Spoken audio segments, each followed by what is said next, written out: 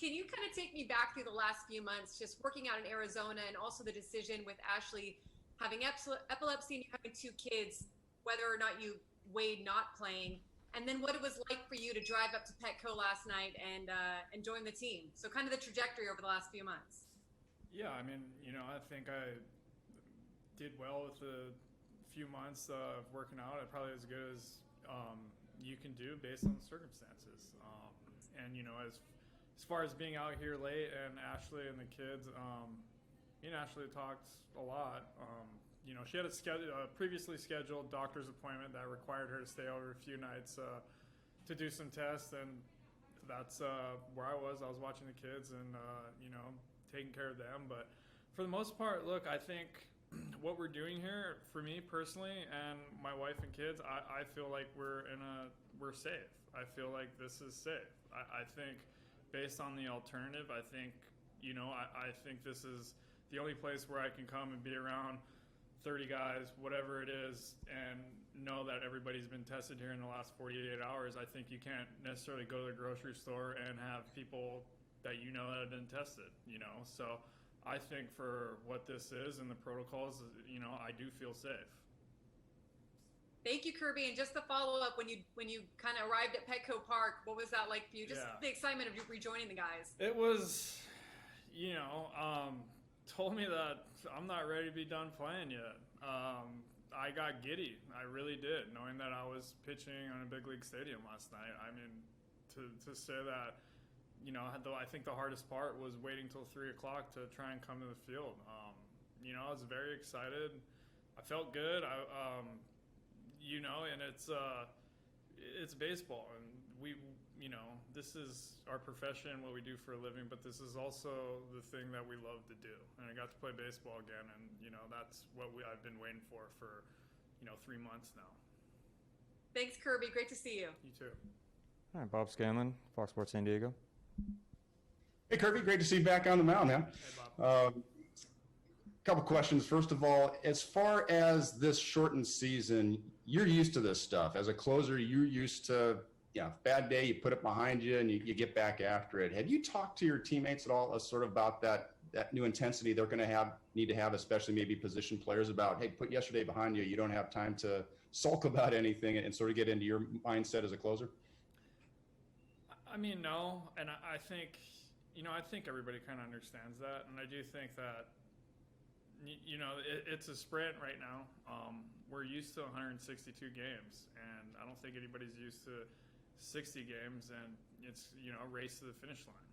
And it's going to be very interesting to see how this all plays out and how we go through this, because none of us has ever done this. It's like it's a big league summer league. You know what I mean? It's like summer ball in college, where you just kind of show up and you play for 60 games, and then you go back to school. And we're here. It's like a big league summer league. So there's definitely going to be some adjustments, but I think we're ready for this. And if I could follow up with that, one of the things they've been talking about is the energy in the stadium, because there's not going to be any fans. And obviously, as a closer, it's awesome to run into the game, with the fire going off and everything else. How much do you play off of that? And have you given any thought to how you might be able to generate that energy and intensity without that going on around you?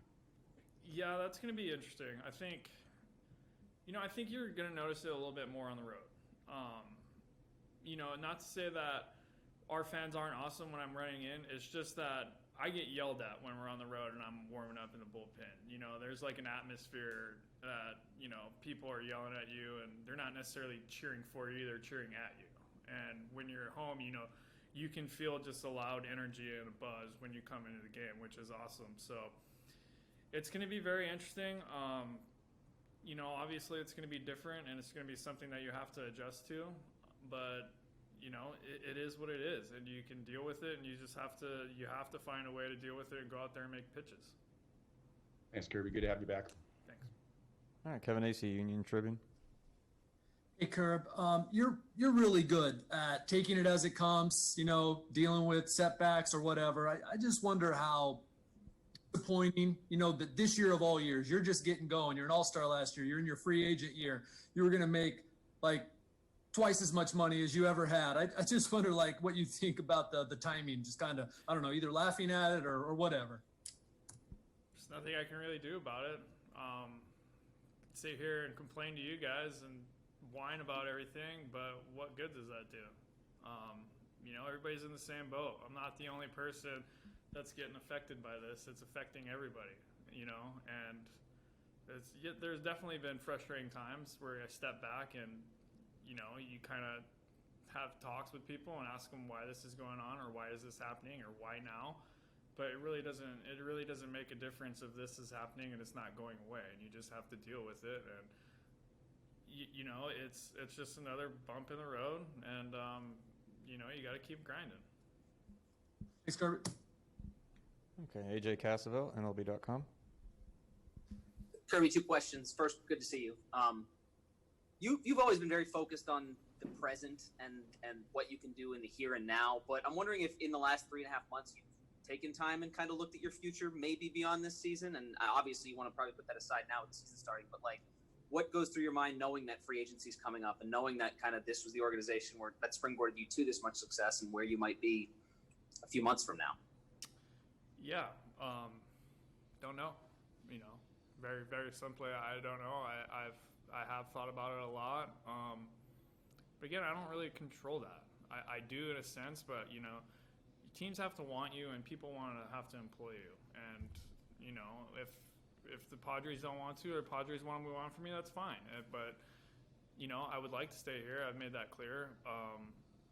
But it's weird to be going through thinking about free agency right now because there is some uncertainty on the other side.